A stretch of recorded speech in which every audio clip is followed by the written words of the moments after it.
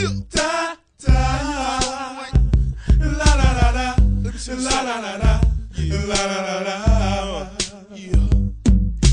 I was gonna clean my... Hey guys, welcome back. I received a lot of feedback for the first recording, and I'm going to go ahead and implement some changes based on that.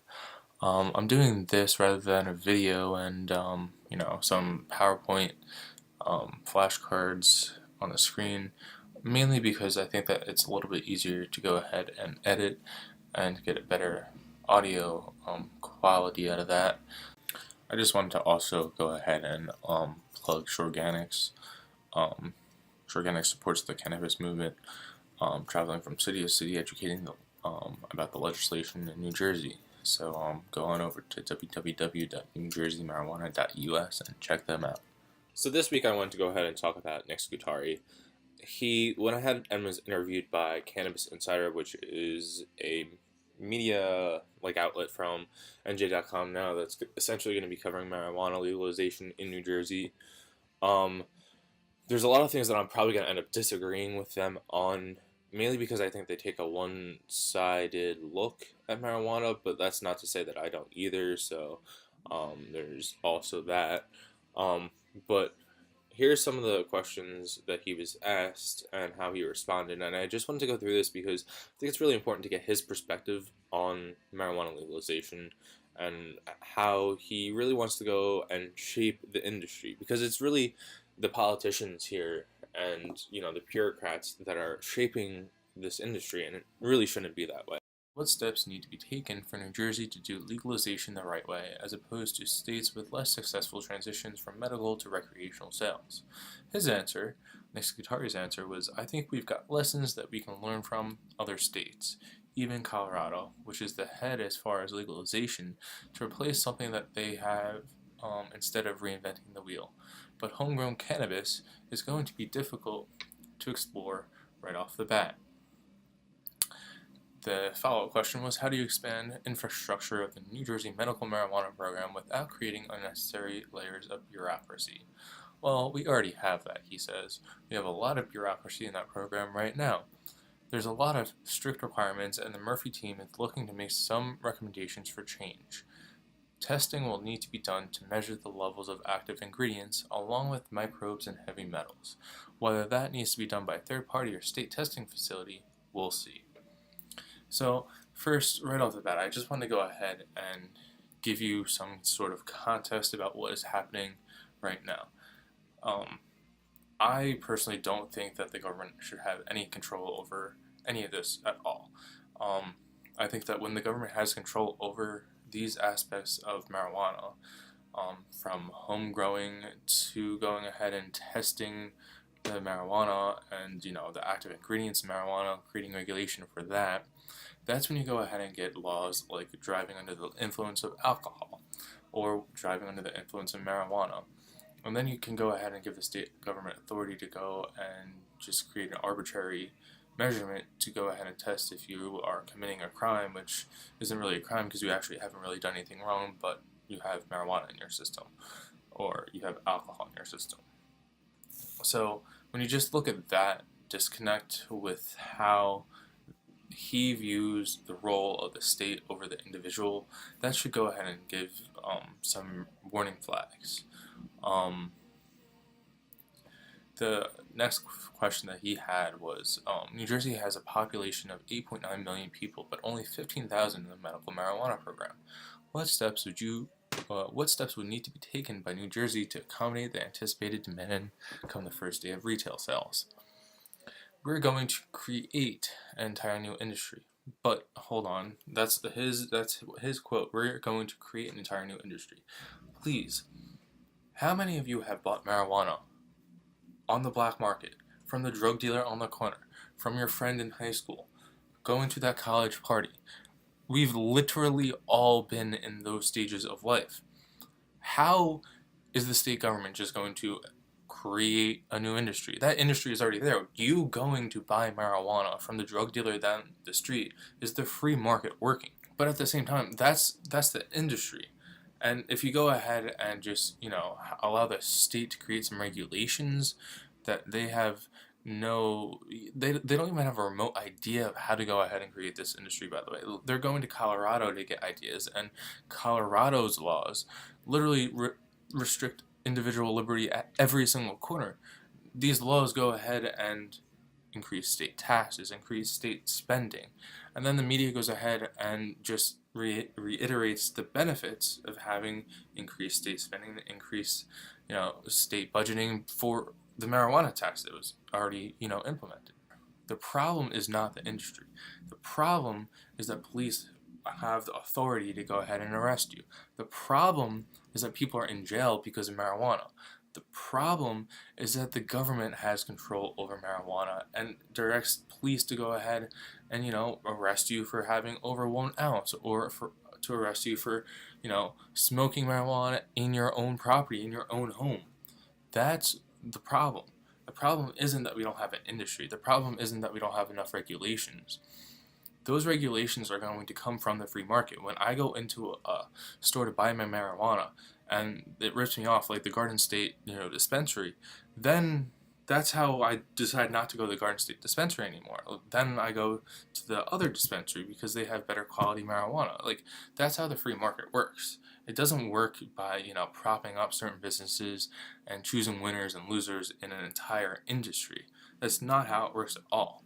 I think that it's a really bad idea to go ahead and continue with this notion that the government needs to be involved in marijuana regulation. It doesn't.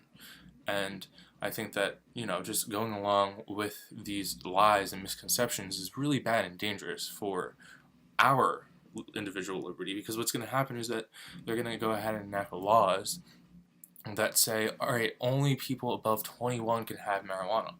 But what about the people in the car that got pulled over who are black, who are 18, 17, 18, and 19 that have marijuana on them?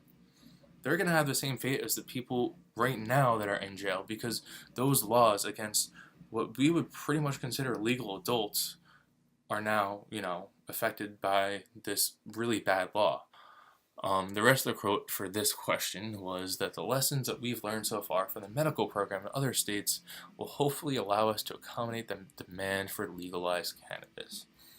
Well, personally, I think that the lessons that we've learned from other states is that allowing the state government to go ahead and dictate all of these, nuances is a really bad idea. I think that allowing the state government to allow local municipalities to ban farming and to ban businesses within those towns is a bad idea. And even though Colorado does, it doesn't mean that we should go ahead and do it. Even though Colorado got away with violating all these rights for individuals in their state, doesn't mean that New Jersey should go ahead and do it. Then he says, the question is, where do you stand on consumption zones outside of the home? We're considering it, he says. Some private homes are really not appropriate for consumption. We have the Smoke-Free Air Act, or something, I think that's what it's called, passed in 2006, I believe. So, the whole entire point that Michael Patrick Carroll's bill has is that it will go ahead and regulate marijuana smoking to how you go ahead and regulate tobacco smoking. So if I can go ahead and smoke tobacco in a public housing unit, then I can go ahead and smoke marijuana in a public housing unit. If I can't go ahead and smoke tobacco in a public housing unit, I can't go ahead and smoke marijuana in a public housing unit. And that goes the same with nearly anything. If you can't smoke tobacco in a public park, which you really technically can't, then you can't smoke marijuana in a public park.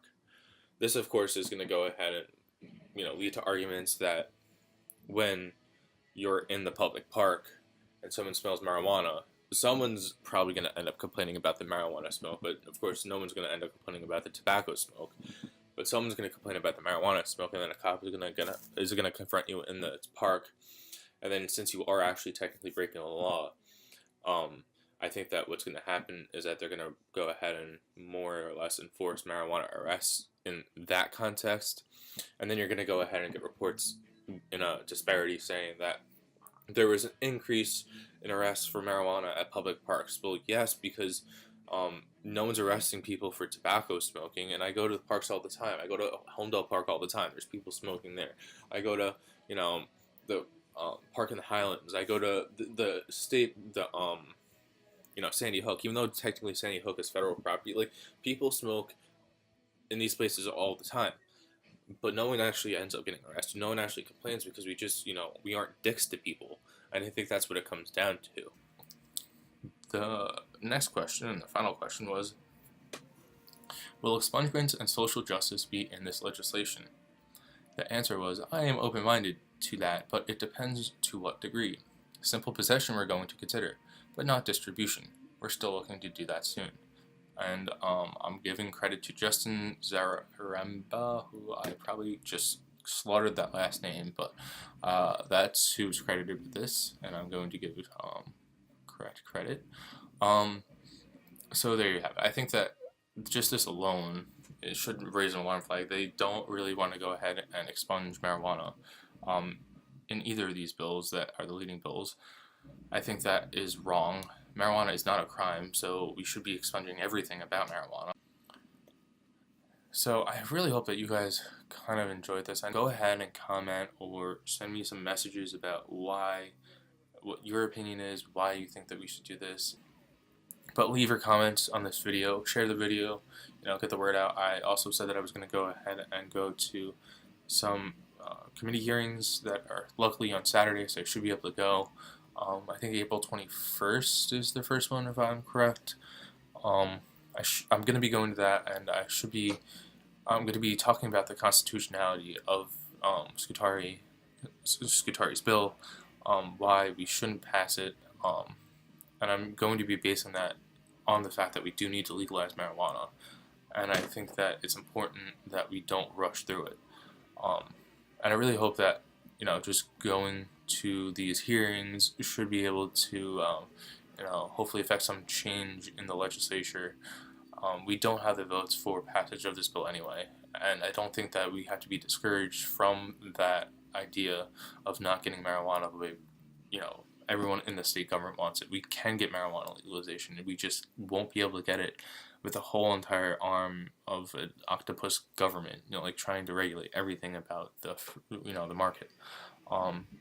This is an individual liberty issue. It's not a state government issue, and I think that we really need to treat it that way. And in my opinion, Michael Patrick Carroll's bill, his bill goes far and beyond any other marijuana bill that has ever passed in any state legislature or by vote of any one in any state. It's completely the opposite of what Colorado did, and I think that that's what we need to go ahead and do. We need to go ahead and be the first state to remove marijuana from the criminal code, because when we go ahead and do that, then we can go ahead and talk about heroin, and then we can go ahead and talk about crack and all these other things that are on the scheduled list of drugs that shouldn't be on the scheduled list of drugs. Then we can go ahead and talk about how government shouldn't be involved in drugs in the first place, how this perspective needs to dominate, because if it doesn't, then individual liberty is severely affected, and the opiate crisis is never going to stop if this continues to, go on. So, share the video, comment, and please keep it civil. But if you go ahead and disagree, I really hope that if you do disagree, you really comment, because I really would like to get opposing viewpoints, from whatever side of the aisle you're on. So please comment, share, and I'll see you next time. Because I got high.